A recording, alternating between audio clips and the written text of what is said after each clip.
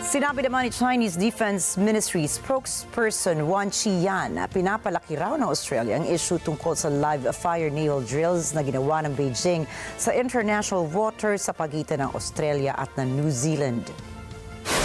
Wala umanong batayan at inconsistent din umano sa katotohanan ang mga pahayag ng Australia. Banat pa ni spokesperson Wu, umaasa sila nga magiging objective, rational, mas may katapatan at maging profesional ang Canberra ukol sa nasabing issue. Matatanda ang sinabi ni Australian Defense Minister Richard Marles noong Sabado na nabigo ang China na magbigay ng satisfactory reasons para sa live fire drills nito na naging dahilan kaya nag-divert ng flights ang Canberra.